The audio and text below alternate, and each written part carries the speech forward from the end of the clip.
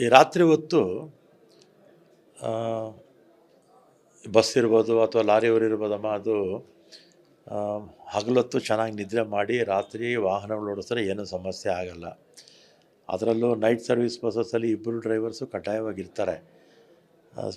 ಮಧ್ಯಾಹ್ನ ಅಥವಾ ಸಾಯಂಕಾಲ ಸರಿಯಾಗಿ ನಿದ್ರೆ ಮಾಡಿದೆ ರಾತ್ರಿ ಬಸ್ ಓಡಿಸಿದ್ರೆ ಸಹಜವಾಗಿ ನಿದ್ದೆಗೆ ಹೋಗ್ಬಿಡ್ತಾರೆ. ಅಂಥ ಸಂದರ್ಭದಲ್ಲಿ ಆಕ್ಸಿಡೆಂಟ್ಸು ಒಂದಲ್ಲ ಎರಡಲ್ಲ ನೂರಾರು ಆಗಿದೆ ದೇಶದಲ್ಲಿ. ಅದಕ್ಕೆ ನನ್ನ ಸಲಹೆ ಏನು ಅಂದರೆ, ರಾತ್ರಿ 12 ಗಂಟೆಯಿಂದ ಒಂದು 4 ಗಂಟೆವರೆಗೂ ಲಾರಿಯವರು ಸಹಜವಾಗಿ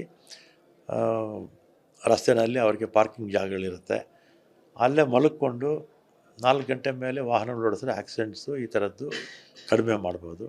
ಇವನ್ನು ನೈಟ್ ಟ್ರಾವೆಲ್ ಬಸ್ಸಸ್ ಇದೆಯಲ್ಲಮ್ಮ, ಅವರು ಕೂಡ ಈ ಥರದ್ದು ಏನಾದರೂ ಒಂದು ಮಾಡಿದ್ರೆ ಈ ಥರದ ಆಕ್ಸಿಡೆಂಟ್ಸು ಕಡಿಮೆ ಮಾಡ್ಬೋದು ಅಂಥೇಳಿ ನಾನು ಗಡ್ಕರಿವರೆಗೂ ಒಂದು ಲೆಟ್ರ್ ಬರೆಯೋಣ ಅಂತಿದ್ದೀನಿ. ನನ್ನ ಸಲಹೆ ಇದು. ನೋಡೋಣ, ಆಮೇಲೆ ಅವ್ರೇನು ಬರೀ ನಮ್ಮ ಕರ್ನಾಟಕಕ್ಕೆ ಮಾಡೋಕ್ಕಾಗಲ್ಲ, ಇಡೀ ದೇಶದಲ್ಲಿ ಮಾಡಬೇಕಾಗತ್ತೆ. ಏನು ಮಾಡ್ತಾರೋ ನೋಡೋಣ. ಪತ್ರ ಅಂತೂ ಬರೀತೀವಿ.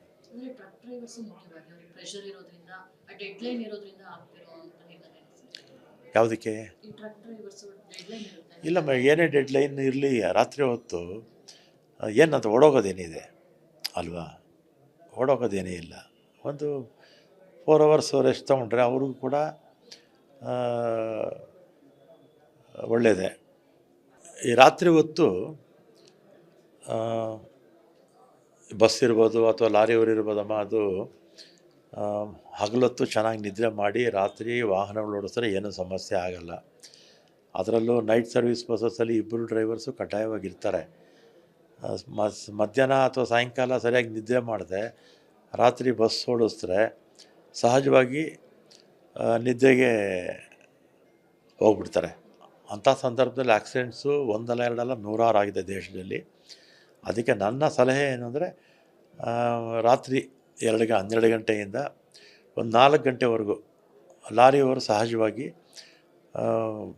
ರಸ್ತೆಯಲ್ಲಿ ಅವರಿಗೆ ಪಾರ್ಕಿಂಗ್ ಜಾಗಗಳಿರುತ್ತೆ, ಅಲ್ಲೇ ಮಲ್ಕೊಂಡು 4 ಗಂಟೆ ಮೇಲೆ ವಾಹನಗಳು ಓಡಿಸಿದ್ರೆ ಆಕ್ಸಿಡೆಂಟ್ಸು ಈ ಥರದ್ದು ಕಡಿಮೆ ಮಾಡ್ಬೋದು.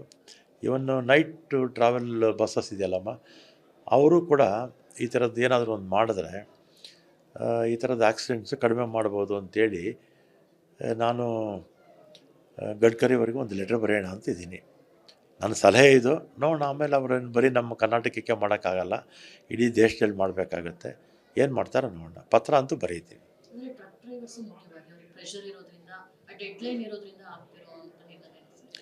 ಯಾವುದಕ್ಕೆ?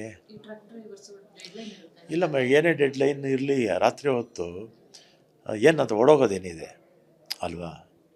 ಓಡೋಗೋದೇನೇ ಇಲ್ಲ. ಒಂದು 4 hours ರೆಸ್ಟ್ ತೊಗೊಂಡ್ರೆ ಅವ್ರಿಗೂ ಕೂಡ ಒಳ್ಳೆಯದೇ. ಈ ರಾತ್ರಿ ಹೊತ್ತು ಬಸ್ ಇರ್ಬೋದು ಅಥವಾ ಲಾರಿಯವರು ಇರ್ಬೋದಮ್ಮ, ಅದು ಹಗಲೊತ್ತು ಚೆನ್ನಾಗಿ ನಿದ್ರೆ ಮಾಡಿ ರಾತ್ರಿ ವಾಹನಗಳು ಓಡಿಸಿದ್ರೆ ಏನೂ ಸಮಸ್ಯೆ ಆಗಲ್ಲ. ಅದರಲ್ಲೂ ನೈಟ್ ಸರ್ವಿಸ್ ಬಸ್ಸಲ್ಲಿ ಇಬ್ಬರು ಡ್ರೈವರ್ಸು ಕಡ್ಡಾಯವಾಗಿರ್ತಾರೆ. ಮಧ್ಯಾಹ್ನ ಅಥವಾ ಸಾಯಂಕಾಲ ಸರಿಯಾಗಿ ನಿದ್ರೆ ಮಾಡಿದೆ ರಾತ್ರಿ ಬಸ್ ಓಡಿಸಿದ್ರೆ ಸಹಜವಾಗಿ ನಿದ್ದೆಗೆ ಹೋಗ್ಬಿಡ್ತಾರೆ. ಅಂಥ ಸಂದರ್ಭದಲ್ಲಿ ಆಕ್ಸಿಡೆಂಟ್ಸು ಒಂದಲ್ಲ ಎರಡಲ್ಲ ನೂರಾರು ಆಗಿದೆ ದೇಶದಲ್ಲಿ. ಅದಕ್ಕೆ ನನ್ನ ಸಲಹೆ ಏನು ಅಂದರೆ, ರಾತ್ರಿ 12 ಗಂಟೆಯಿಂದ ಒಂದು 4 ಗಂಟೆವರೆಗೂ ಲಾರಿಯವರು ಸಹಜವಾಗಿ ರಸ್ತೆಯಲ್ಲಿ ಅವರಿಗೆ ಪಾರ್ಕಿಂಗ್ ಜಾಗಗಳಿರುತ್ತೆ, ಅಲ್ಲೇ ಮಲ್ಕೊಂಡು 4 ಗಂಟೆ ಮೇಲೆ ವಾಹನಗಳು ಓಡಿಸಿದ್ರೆ ಆಕ್ಸಿಡೆಂಟ್ಸು ಈ ಥರದ್ದು ಕಡಿಮೆ ಮಾಡ್ಬೋದು. ಇವನ್ನು ನೈಟ್ ಟ್ರಾವೆಲ್ ಬಸ್ಸಸ್ ಇದೆಯಲ್ಲಮ್ಮ, ಅವರು ಕೂಡ ಈ ಥರದ್ದು ಏನಾದರೂ ಒಂದು ಮಾಡಿದ್ರೆ ಈ ಥರದ ಆಕ್ಸಿಡೆಂಟ್ಸು ಕಡಿಮೆ ಮಾಡ್ಬೋದು ಅಂಥೇಳಿ ನಾನು ಗಡ್ಕರಿವರೆಗೂ ಒಂದು ಲೆಟ್ರ್ ಬರೆಯೋಣ ಅಂತಿದ್ದೀನಿ. ನನ್ನ ಸಲಹೆ ಇದು. ನೋಡೋಣ, ಆಮೇಲೆ ಅವ್ರೇನು ಬರೀ ನಮ್ಮ ಕರ್ನಾಟಕಕ್ಕೆ ಮಾಡೋಕ್ಕಾಗಲ್ಲ, ಇಡೀ ದೇಶದಲ್ಲಿ ಮಾಡಬೇಕಾಗತ್ತೆ. ಏನು ಮಾಡ್ತಾರೋ ನೋಡೋಣ. ಪತ್ರ ಅಂತೂ ಬರೀತೀವಿ.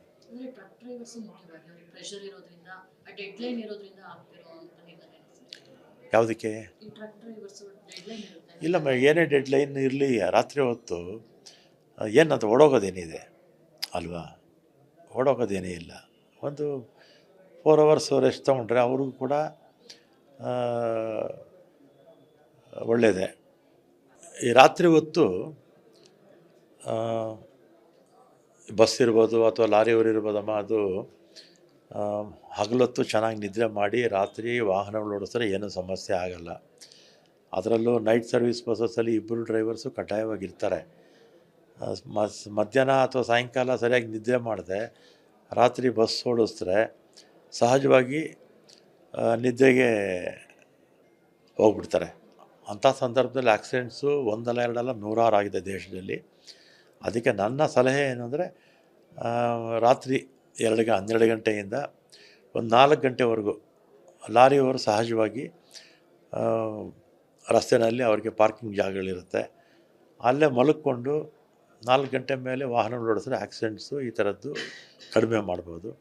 ಇವನ್ನು ನೈಟ್ ಟ್ರಾವೆಲ್ ಬಸ್ಸಸ್ ಇದೆಯಲ್ಲಮ್ಮ, ಅವರು ಕೂಡ ಈ ಥರದ್ದು ಏನಾದರೂ ಒಂದು ಮಾಡಿದ್ರೆ ಈ ಥರದ ಆಕ್ಸಿಡೆಂಟ್ಸು ಕಡಿಮೆ ಮಾಡ್ಬೋದು ಅಂಥೇಳಿ ನಾನು ಗಡ್ಕರಿವರೆಗೂ ಒಂದು ಲೆಟ್ರ್ ಬರೆಯೋಣ ಅಂತಿದ್ದೀನಿ. ನನ್ನ ಸಲಹೆ ಇದು. ನೋಡೋಣ, ಆಮೇಲೆ ಅವ್ರೇನು ಬರೀ ನಮ್ಮ ಕರ್ನಾಟಕಕ್ಕೆ ಮಾಡೋಕ್ಕಾಗಲ್ಲ, ಇಡೀ ದೇಶದಲ್ಲಿ ಮಾಡಬೇಕಾಗತ್ತೆ. ಏನು ಮಾಡ್ತಾರೋ ನೋಡೋಣ. ಪತ್ರ ಅಂತೂ ಬರೀತೀವಿ.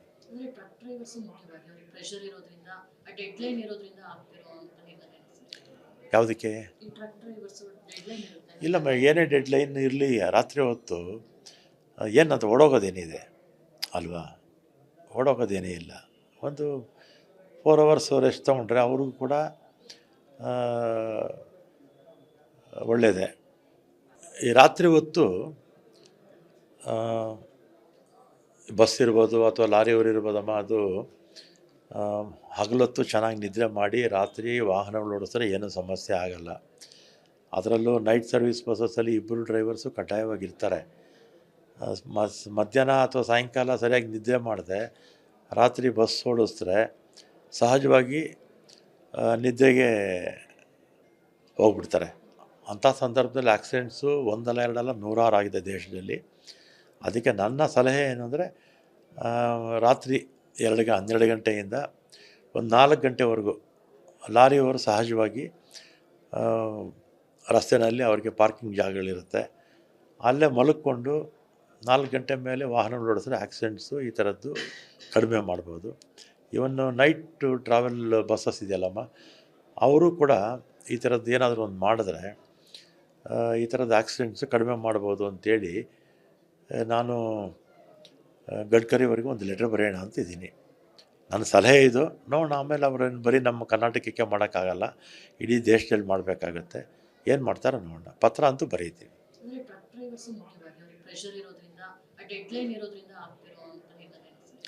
ಯಾವುದಕ್ಕೆ? ಇಲ್ಲಮ್ಮ, ಏನೇ ಡೆಡ್ಲೈನ್ ಇರಲಿ, ರಾತ್ರಿ ಹೊತ್ತು ಏನಂತ ಓಡೋಗೋದೇನಿದೆ ಅಲ್ವಾ? ಓಡೋಗೋದೇನೇ ಇಲ್ಲ. ಒಂದು 4 ಅವರ್ಸ್ ರೆಸ್ಟ್ ತೊಗೊಂಡ್ರೆ ಅವ್ರಿಗೂ ಕೂಡ ಒಳ್ಳೆಯದೇ.